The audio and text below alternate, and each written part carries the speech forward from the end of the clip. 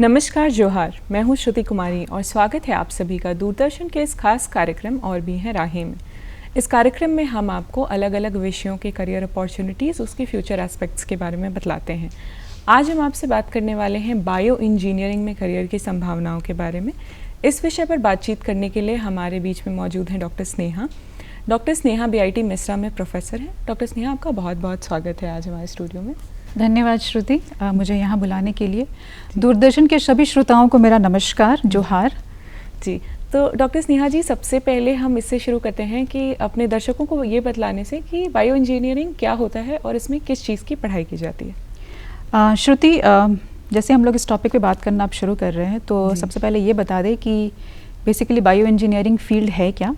तो जो bio engineering है ये कन्वर्जन है बायोलॉजी का इंजीनियरिंग के साथ, जिसमें हम लोग इंजीनियरिंग के प्रिंसिपल्स, चाहे वो केमिकल इंजीनियरिंग की बात कर ले, हम मैकेनिकल इंजीनियरिंग की बात कर ले, इलेक्ट्रिकल इंजीनियरिंग की बात कर ले, इंफॉर्मेशन टेक्नोलॉजी की बात कर ले, इन सब के आइडियाज़, इन सब के प्रिंसिपल्स को लेकर के बायोलॉजी को कैसे इन्हांस करे, कैसे इम्प्रोवाइज करे ह्यूमन हेल्थ के लिए, मेडिसिन फील्ड के लिए या ह्यूमन लाइफ बेटरमेंट के लिए।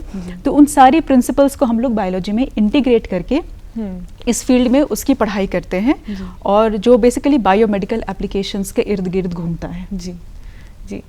तो स्नेहा जी, आपने बहुत ही बेहतरीन तरीके से बतलाया कि बायोलॉजी को अकेले ट्रीट नहीं करके और भी सब्जेक्ट्स के साथ जब इंटीग्रेट करते हैं और स्पेसिफिकली इंजीनियरिंग के प्रिंसिपल्स के अराउंड जो बात करते हैं, तो वो बायो इंजीनियरिंग होता है।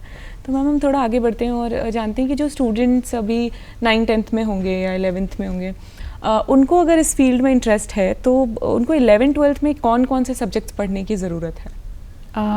बिल्कुल सही श्रुति। जो बायो इंजीनियरिंग की एंट्री है वो नॉर्मल इंजीनियरिंग जो एंट्रेंसेस हमारी होती हैं उसके थ्रू ही आप एंटाइटल्ड होते हो। इसका कुछ अलग से स्पेसिफिकेशंस रिक्वायरमेंट नहीं होता। तो +2 लेवल में जिन छात्रों के पास फिज़िक्स, केमिस्ट्री, बायोलॉजी या फिज़िक्स, केमिस्ट्री, मैथ्स या फिर दोनों physics, chemistry, maths plus biology, अगर ये स्पेशलाइजेशन उनके पास हैं तो वो बच्चे एंटाइटल्ड होते हैं बायो इंजीनियरिंग में दाखिले के लिए। सो मिनिमम 50% रिक्वायरमेंट होता है +2 लेवल पर। इंग्लिश में भी प्रोफिशिएंसी को हम लोग असेस ज़रूर करते हैं। तो अलॉन्ग विथ इंग्लिश PCMB या PCM या PCMBM, ये कुछ भी रहेंगे बच्चों के पास, तो ये डोमेन वाले बच्चे एलिजिबल हो जाएंगे बायो इंजीनियरिंग में दाखिले के लिए। जी। तो डॉक्टर स्नेहा, हम कह सकते हैं कि जिन बच्चों ने मैथ्स भी लिया है, सिर्फ फिजिक्स, केमिस्ट्री, मैथ्स भी लिया है, वो भी इस फील्ड में जा सकते हैं। सर्टेनली। जिन्होंने सिर्फ बायोलॉजी लिया है वो भी इस फील्ड में जा सकते हैं। हाँ जी।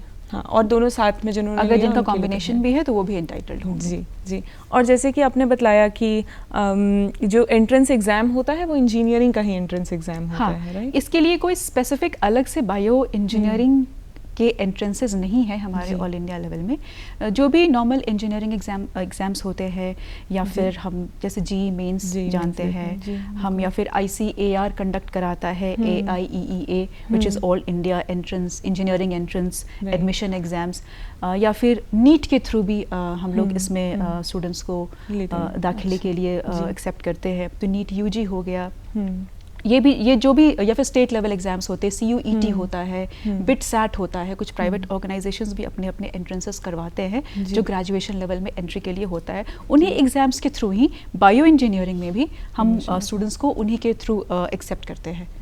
Along with the engineering exams, NEET is one जो हम लोग एक्सेप्ट करते हैं, और ICAR द्वारा जो मैंने आपको बताया, AIEEA, इसको भी हम लोग एक्सेप्ट करते हैं फॉर बायो इंजीनियरिंग ग्रेजुएशन के लिए। तो डॉक्टर स्नेहा, ये कह सकते हैं कि जो भी बच्चे बायो इंजीनियरिंग में इंटरेस्ट रखते हैं उनको 12th के बाद इंजीनियरिंग के सारे एग्जाम्स देने हैं, इंजीनियरिंग या मेडिकल या फिर एग्रीकल्चर रिसर्च जो ICAR कंडक्ट कराती है, all India entrance level examination जो उसका होता है, इसके थ्रू हम लोग बायो इंजीनियरिंग में स्टूडेंट्स को ले लेते हैं। जी जी। बस वही एसेंशियल क्राइटेरिया है कि आपके +2 लेवल में आपके पास फिजिक्स, केमिस्ट्री, बायोलॉजी, मैथ्स या वो कॉम्बिनेशन के पेपर्स होना चाहिए। जी। तो मैम आई थिंक बच्चों को समझ में आ गया होगा कि उनको कौन कौन से एग्ज़ाम्स देने हैं बायो इंजीनियरिंग में जाने के लिए।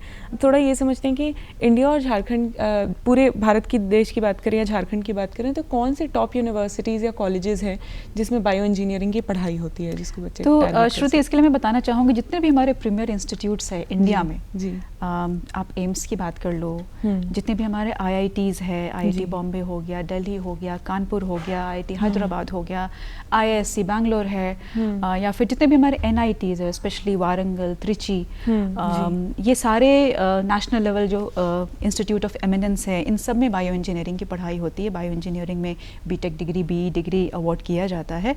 इसके साथ साथ बहुत सारे प्राइवेट इंस्टीट्यूशंस भी हैं जो इस फील्ड में बायो इंजीनियरिंग में डिग्री दे रहे हैं, जिसमें हमारे पास शारदा यूनिवर्सिटी है, हमारे पास बिट्स पिलानी है, बिट्स मिश्रा है, एंड देन हमारे पास थापर है। सो ये प्राइवेट लेवल इंस्टीट्यूशंस भी हैं। वी हैव IIT BHU जो बायो इंजीनियरिंग में डिग्री देती है।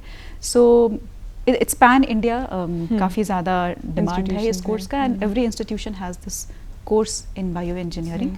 झारखंड की अगर हम बात करें तो वी हैव जो हमारा इंस्टीट्यूट है BIT मिश्रा, हम इसमें बायो इंजीनियरिंग एंड बायोटेक्नोलॉजी में डिग्री देते हैं स्टूडेंट्स को। और इसके अलावा बायोटेक्नोलॉजी में डिग्रीज काफ़ी हैं हमारे झारखंड स्टेट में, but bio engineering and biotechnology में हमारा ही इंस्टीट्यूट है, which is at least one option for the students जो रांची या झारखंड के हैं उनके लिए। जी, तो हम ये कह सकते हैं कि जो झारखंड के बच्चे हैं उनको बायो इंजीनियरिंग अगर झारखंड में रहकर पढ़ना है तो BIT मिश्रा एक इंस्टीट्यूट है जहाँ पे वो जा सकते हैं। हाँ, जहाँ पर उनको बहुत अच्छा एक्सपोजर मिलेगा अबाउट इस नए डोमेन को लेकर के। जी, और जो बच्चे झारखंड के बाहर जाने के लिए भी ओपन हैं, पूरे भारत देश में कहीं भी पढ़ सकते हैं, उनके लिए सारे IITs ओपन हैं, IITs, NITs, IISCs। सो ये सारे जितने भी हमारे इंजीनियरिंग इंस्टीट्यूट्स हैं वहाँ सब पे बायो इंजीनियरिंग की बायो इंजीनियरिंग है। हाँ, या जी। BTech इन बायो इंजीनियरिंग होगा, BE इन बायो इंजीनियरिंग होगा, या फिर बायो इंजीनियरिंग एंड बायोटेक्नोलॉजी होगा। तो ये सारी डिग्रीज है अवेलेबल। हाँ, तो ये सारे बच्चे अपना मतलब वो देख सकते हैं उनके इंस्टीट्यूट्स क्या प्रायोरिटी लिस्ट पे हैं, और वो बाहर भी अप्लाई कर सकते हैं। बिल्कुल, अपने मेरिट के हिसाब से वो जिसमें भी सूटेबल हो वो अप्लाई कर सकते हैं। ये तो हमने झारखंड और इंडिया की बात करी। अगर हम बात करते हैं इंडिया से बाहर जाने की और अब्रॉड स्टडीज़ की, तो अब्रॉड में क्या अपॉर्चुनिटीज़ है बायो इंजीनियरिंग को लेके एजुकेशन के सेंस में? हाँ, अब्रॉड में बहुत डिमांड है श्रुति इस फील्ड का। जी, चाहे आप अगर आप यहाँ से अगर ग्रेजुएशन करके हायर स्टडीज़ के लिए जाना चाहते हो, पोस्ट ग्रेजुएशन करना चाहते हो, रिसर्च में करियर बनाना चाहते हो, तो बायो इंजीनियरिंग या बायोमेडिकल इंजीनियरिंग या बायोलॉजिकल इंजीनियरिंग अपने आप में एक बहुत बड़ा अच्छा डोमेन है, जिसको कि बाहर के कंट्रीज़ में बहुत ही अच्छी एक्सेप्टेंस मिली हुई है। सो काफ़ी वाइड प्रॉस्पेक्ट्स हैं हमारे स्टूडेंट्स को, अगर वो यहाँ से इंजीनियरिंग करके इस फील्ड में आगे जाके और स्पेशलाइज करना चाहे, तो जिसके लिए जितने भी आप प्रीमियर इंस्टीट्यूशंस जो अब्रॉड में हैं, आप चाहे US डोमेन, आप अपना जो भी एरिया है उसके हिसाब से आप सेलेक्ट कर सकते हो। आपको US में जाना है, UK में जाना है, ऑस्ट्रेलिया में जाना है, जी, तो उस हिसाब से जितने भी हमारे लीडिंग इंस्टीट्यूट्स हैं उन कंट्रीज़ में हर जगह बायोमेडिकल इंजीनियरिंग या बायो इंजीनियरिंग को लेकर के कोर्सेज़ हैं, हाई लेवल कोर्सेज़ हैं, रिसर्च लेवल तक कोर्सेज़ हैं, और इनफैक्ट उसके बियॉन्ड भी वहाँ पर उनकी जो कहते हैं कि post education absorption in the field, चाहे वो एकेडमिक्स में एज रिसर्चर, साइंटिस्ट, या फिर कुछ स्टार्टअप कंपनीज ओपन कर सकते हैं। तो बाहर में इसकी प्रोस्पेक्ट्स काफ़ी ज़्यादा हैं, और जिसके लिए डिफरेंट कंट्रीज़ और डिफरेंट इंस्टीट्यूशंस अलग अलग टाइप की फंडिंग्स भी प्रोवाइड करती हैं, जो मुझे आई एम श्योर जो हमारे स्टूडेंट्स हैं वो वेल अवेयर होंगे। कंट्री स्पेसिफिक फंडिंग्स भी हैं, जैसे कि फुल ब्राइट नेहरू फेलोशिप है, Wellcome Trust, Melinda Gates foundation की रॉकफेलर फेलोशिप्स होती हैं।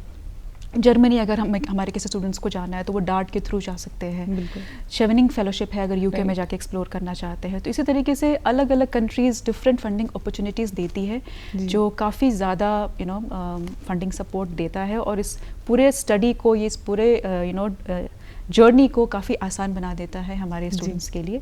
सो डेफिनेटली वो एक्सप्लोर करने की कोशिश कर सकते हैं। हाँ जी, बिल्कुल कोशिश कर सकते हैं उसके लिए। हाँ, तो डॉक्टर स्नेहा ने जैसा बतलाया कि अगर जो बच्चे अब्रॉड जाने में इंटरेस्टेड हैं उनके लिए एक अब्रॉड जाने के लिए सबसे बड़ा बैरियर जो हम देखते हैं वो होता है कि फ़ीस बहुत ज़्यादा होती है बाहर, फंडिंग की। तो मैम ने बहुत सारी फंडिंग अपॉर्चुनिटीज़ भी बताई कि फुल ब्राइट है, रॉकफेलर फेलोशिप है, शेवनिंग है, डार्ड है, इरासिस मंडिस है, बहुत सारे स्कॉलरशिप्स हैं जो बच्चे एक्सप्लोर कर सकते हैं अब्रॉड।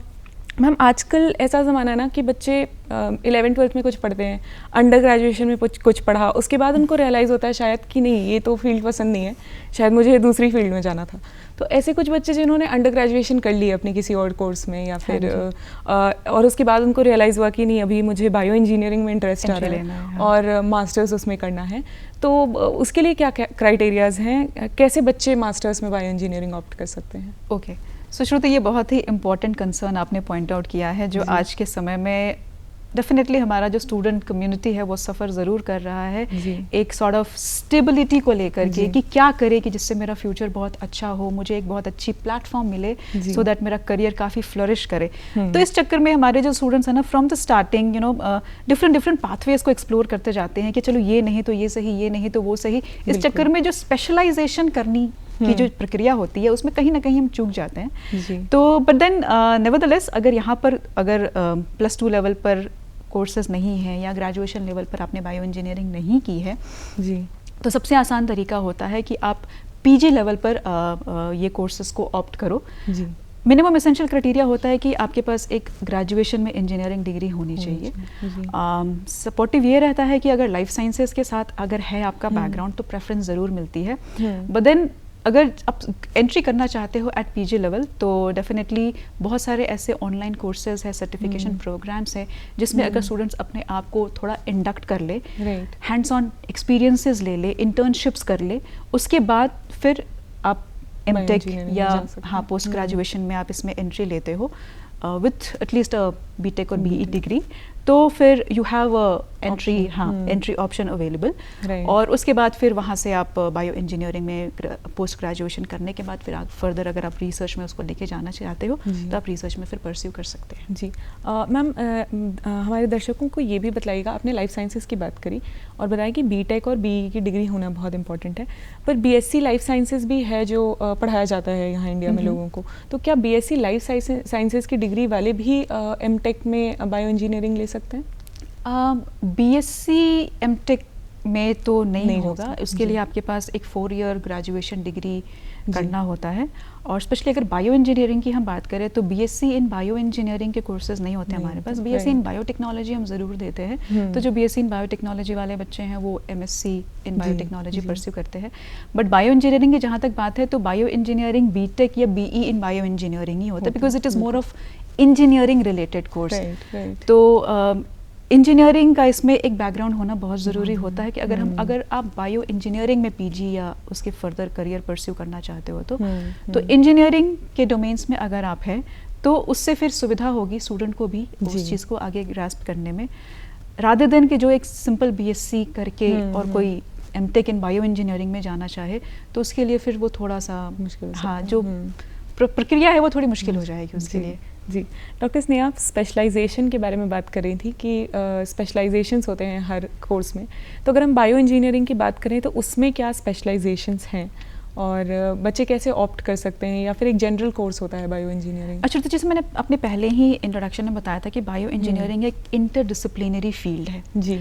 इसमें सिर्फ एक सब्जेक्ट को या एक कोर्स को या किसी एक डोमेन के आइडिया से काम नहीं बनता। बिल्कुल। इसमें आपके इंजीनियरिंग के डिफरेंट प्रिंसिपल्स, चाहे एक मैकेनिकल इंजीनियरिंग सिर्फ मैकेनिकल इंजीनियरिंग पढ़ रहा है, एक इलेक्ट्रिकल इंजीनियरिंग सिर्फ इलेक्ट्रिकल इंजीनियरिंग पढ़ रहा है, बट एक बायो इंजीनियर उसको मैकेनिकल की भी नॉलेज होनी चाहिए, इलेक्ट्रिकल की भी नॉलेज होनी चाहिए, केमिकल इंजीनियरिंग की भी नॉलेज होनी चाहिए, अपार्ट फ्रॉम बेसिक साइंसेज जैसे फिजिक्स हो गया, केमिस्ट्री हो गया, बायोलॉजी हो गया। तो कह लो कि मतलब he should be having idea of her अलग अलग डोमेन्स का, जिसका कि इफेक्ट होता है हम ह्यूमंस पे, क्योंकि एट द एंड आप जो भी पढ़ रहे हो, जो भी बना रहे हो जी, जो उपभोक्ता है वो एक ह्यूमन है। बिल्कुल है ना। तो मैन इंटरफेरेंस की हम बात कर रहे हैं, तो हम कोई भी चीज़ बनाएंगे वो ह्यूमन के साथ कैसे इंटरैक्ट करेगा, ह्यूमन को उससे कैसे बेनिफिट मिलने वाला है जी, या एक लिविंग सिस्टम को कैसे बेनिफिट मिलने वाला है, हम उसकी पढ़ाई करेंगे, हम उसके बारे में समझेंगे। तो इसमें मल्टीपल डिफरेंट डोमेन्स और मल्टीपल डिफरेंट स्पेशलाइजेशंस होती हैं। जैसे बायो इंजीनियरिंग ही जो पढ़ेंगे उन बच्चों को अलग अलग अपने इंटरेस्ट के हिसाब से स्पेशलाइजेशन एरियाज़ वो चूज़ कर सकते हैं। जैसे इसमें आप बायो मटीरियल्स में स्पेशलाइजेशन कर सकते हो, इसमें आप टिश्यू इंजीनियरिंग में स्पेशलाइजेशन कर सकते हो, इसमें आप बायोनिक्स में स्पेशलाइजेशन कर सकते हो, बायोमैकेनिक्स में स्पेशलाइजेशन कर सकते हो, रिहैबिलिटेशन इंजीनियरिंग है।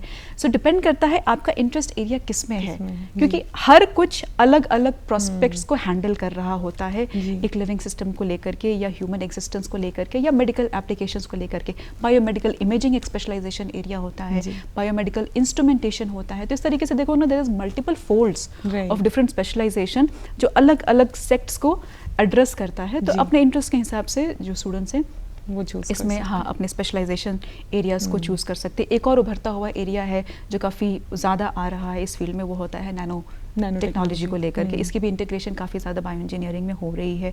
बायोमिमिक्री एक फील्ड है जो काफ़ी ज़्यादा एक्सप्लॉइट होता है, काफ़ी ज़्यादा यूज़ होता है बायो इंजीनियरिंग में। सो प्रोस्पेक्ट्स बहुत हैं, एवेन्यूज़ बहुत है, तो सब इंटरेस्ट पे जाता है स्टूडेंट्स के। तो बच्चे अपने इंटरेस्ट के हिसाब से कोई भी स्पेशलाइजेशन चूज कर सकते हैं। मैम, आपने सर्टिफिकेशन कोर्सेज की बात करी थी कि वो भी बहुत इंपॉर्टेंट हो जाता है। तो अगर अंडर ग्रेजुएशन में कुछ बच्चे हैं जो बायो इंजीनियरिंग पढ़ रहे हैं और उनको कोई कोर्स सर्टिफिकेशन करना है, तो इस फील्ड में क्या सर्टिफिकेशन है जो बच्चे कर सकते हैं, कहाँ ढूंढ सकते हैं ये सर्टिफिकेशन? हमारे यहाँ जैसे 2-3 तरीके के सर्टिफिकेशन कोर्सेज होते हैं जो बायो इंजीनियर को सर्टिफाई करते हैं।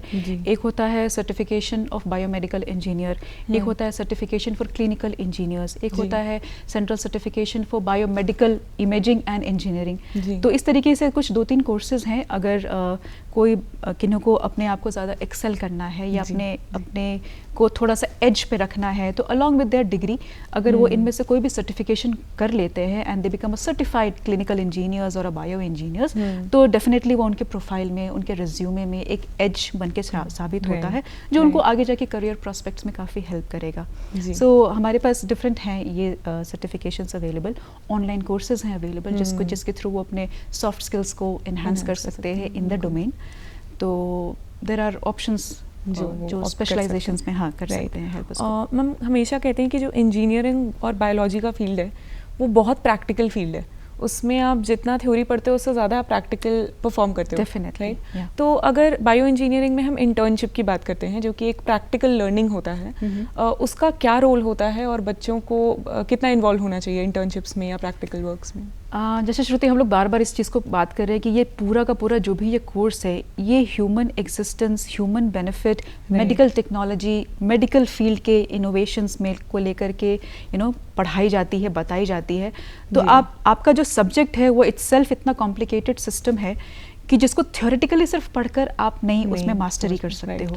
आपके पास बहुत अच्छा हैंड्स ऑन एक्सपीरियंस होना चाहिए, आपके पास लेबोरेटरी स्किल्स अच्छे होने चाहिए। तो जब तक आप उसको प्रैक्टिकली करके उसको आप उसमें मास्टरी नहीं करोगे तो आपको समझ में नहीं आएगा कि जिस सिस्टम की हम बात कर रहे हैं, सपोज मान लीजिए हम ह्यूमंस को स्पेस में जाने की बात करते हैं, बट हमको पता ही नहीं है कि एक ह्यूमन की रिक्वायरमेंट क्या है और किस फिजियोलॉजिकल कंडीशंस में हम कैसे रह सकते हैं या क्या क्या चीज़ें हैं जो हमको अफेक्ट करेंगी। तो उस हिसाब से आप ना एक स्पेसशिप डिज़ाइन कर सकते हो, ना ही आप एक अच्छा स्पेस सूट डिज़ाइन कर सकते हो।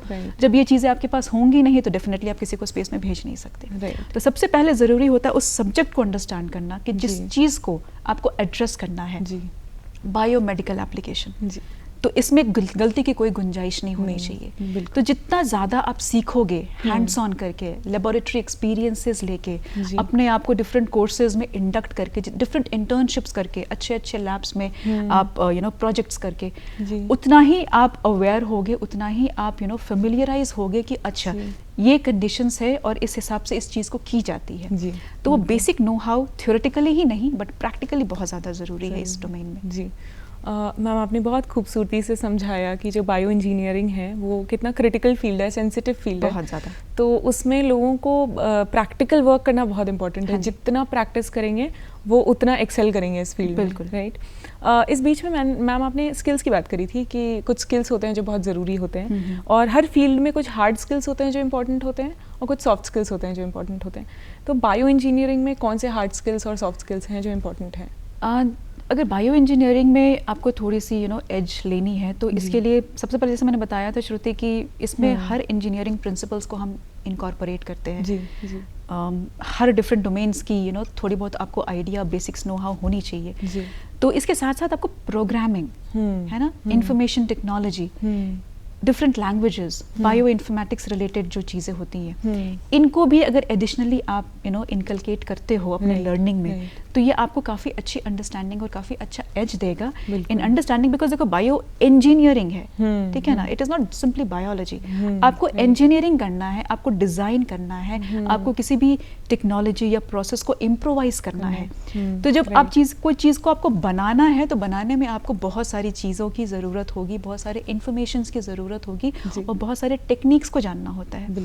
तो इसके लिए आप सॉफ्ट स्किल्स की जैसे आपने बात कही, तो आप लैंग्वेज में मास्टरी कर सकते हो, वो काफ़ी, बिकॉज आपको अगर हायर स्टडीज़ में जाना है, डिफरेंट कंपनीज़ में जाना है, तो your soft skills, your language, your presentations also plays a very important role. फिर दूसरा मैंने बताया कि अब डिफरेंट प्रोग्रामिंग लैंग्वेजेस होता है, बायो इन्फॉर्मेटिक्स का इंफॉर्मेशन होना बहुत सही होता है। नैनो मटेरियल्स आजकल बहुत ज़्यादा प्रचलन में है, काफ़ी ज़्यादा यूज़ में है। तो अगर लोगों को पता हो कि नैनो टेक्नोलॉजी क्या होता है, नैनो मटेरियल्स को हम यूज़ करके कैसे इस मेडिकल टेक्नोलॉजी में रेवोल्यूशन ला सकते हैं, तो ये सब कुछ एडिशनल एड ऑन फील्ड्स हैं, एड ऑन रिक्वायरमेंट्स हैं कि अगर स्टूडेंट्स इनके बारे में भी कुछ ब्रीफ आइडियाज़ रखते हैं, तो उनको बायो इंजीनियरिंग का जो पूरा इनसाइट है, ओवरऑल इनसाइट, वो लेने में काफ़ी मदद करेगा। और बेसिक चाहे बेसिक इलेक्ट्रिकल इंजीनियरिंग की बात कर ले हम, बेसिक केमिकल इंजीनियरिंग कॉन्सेप्ट्स की बात कर ले, बेसिक मैकेनिकल इंजीनियरिंग की बात कर ले, तो ये सारे बेसिक्स अंडरस्टैंडिंग्स होनी ज़रूरी है। राइट। तो हम ये कह सकते हैं कि इसमें भी दो टाइप के स्किल्स हैं। सॉफ्ट स्किल्स हैं जो आपको हेल्प करेगा आपके फ्यूचर प्रॉस्पेक्ट में, जब आप आगे अपना करियर बनाने जाएंगे, जॉब्स करने जाएंगे, बिकॉज आपने जो सीखा है वो आपके अंदर है, बट आप जब सामने को प्रेजेंट नहीं कर पाओगे सही तरीके से, तो वो ट्रांसलेट नहीं हो सकता। Right, exactly. तो मैम हम आगे बढ़ते हैं और अपने दर्शकों को ये समझाते हैं कि अपॉर्चुनिटीज़, जो जॉब अपॉर्चुनिटीज़ की बात कर रहे हैं, वो कैसी हैं। अगर हम प्राइवेट सेक्टर में बात करें तो ये कोर्स करने के बाद बच्चे कहाँ जा सकते हैं, कहाँ काम कर सकते हैं? Very well said. अगर इसमें स्टूडेंट्स ग्रेजुएशन या बीटेक या बीई इन बायो इंजीनियरिंग करते हैं जी, तो उसके बाद प्रॉस्पेक्ट्स काफ़ी हैं, बिकॉज आपको पता ही है कि मेडिकल फील्ड अपने आप में ही एक बहुत ही रोबस्ट और सस्टेनेबल फील्ड है। तो जैसे जैसे मेडिकल इंडस्ट्री की रिक्वायरमेंट बढ़ती जा रही है, वैसे वैसे मेडिकल इंजीनियर्स की रिक्वायरमेंट भी बढ़ती जा रही है। So we have doctors and the front liners directly patient के साथ इंटरैक्ट कर रहे हैं। बस उस इंटरैक्शन में जो बैक एंड में काम हो रहा होता है, वो सारे मेडिकल इंजीनियर्स या बायोमेडिकल इंजीनियर्स कर रहे होते हैं। मेडिकल डिवाइसेस बनाना, मेडिकल इमेजिंग के लिए नए नए टेक्निक्स को डेवलप करना, किसी भी मेडिसिन, प्रोस्थेटिक्स या बायोनिक सिस्टम्स को डिज़ाइन करना, जिससे कि जो एक डॉक्टर है उस चीज़ को पेशेंट तक ट्रांसलेट करेगा।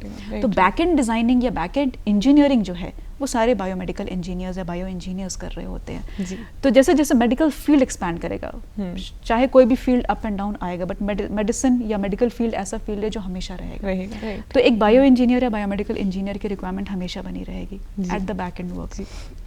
तो प्रॉस्पेक्ट काफ़ी हैं मेडिकल या हेल्थ सेक्टर इंडस्ट्रीज़ में, मेडिकल डायग्नोस्टिक इंडस्ट्रीज़ में, गवर्नमेंट में डिफरेंट हमारे गवर्नमेंट स्पॉन्सर्ड लैब्स है जहाँ पर बायो इंजीनियर्स या क्लिनिकल इंजीनियर्स की ज़रूरत होती है।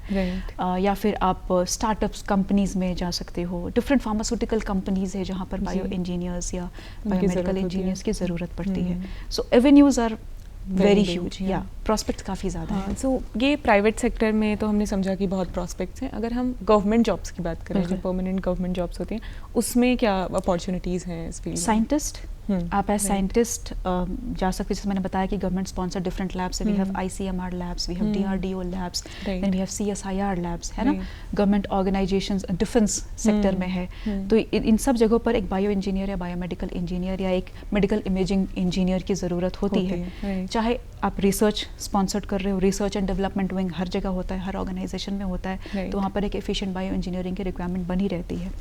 तो यहाँ मेडिकल राइटिंग की बात करें, क्वालिटी कंट्रोल इंजीनियर्स की हम बात करें, तो कोई भी प्रोडक्ट बन रहा है, क्वालिटी कंट्रोल इंजीनियर्स चाहिए ही चाहिए। तो गवर्नमेंट में भी काफ़ी अच्छे प्रॉस्पेक्ट हैं इसके, चाहे आप क्वालिटी एनालिस्ट या क्वालिटी कंट्रोल इंजीनियर के तौर पे जाएं, या आप बायोमेडिकल इंजीनियर के तौर पे जाएं, या फिर आप रिसर्च एंड डेवलपमेंट विंग संभालें वहाँ पर। तो गवर्नमेंट में भी काफ़ी हाँ जी अपॉर्चुनिटीज़ हैं बायोमेडिकल इंजीनियर्स की। तो हम अपने दर्शकों को कह सकते हैं कि अगर आप बायो इंजीनियरिंग में इंटरेस्टेड हैं तो आपकी करियर अपॉर्चुनिटीज़ बहुत ज़्यादा हैं और आप किसी भी फील्ड में अपना करियर बना सकते हैं। और वो रेंज है कि आप लैब्स में काम करना चाहते हैं, आप साइंटिस्ट बनना चाहते हैं, चाहे वो गवर्नमेंट सेक्टर में हो चाहे प्राइवेट सेक्टर में हो। मैम जो स्टूडेंट्स बायो इंजीनियरिंग में इंटरेस्टेड हैं, कुछ बच्चों को होती है पढ़ने की काफ़ी आदत होती है, राइट?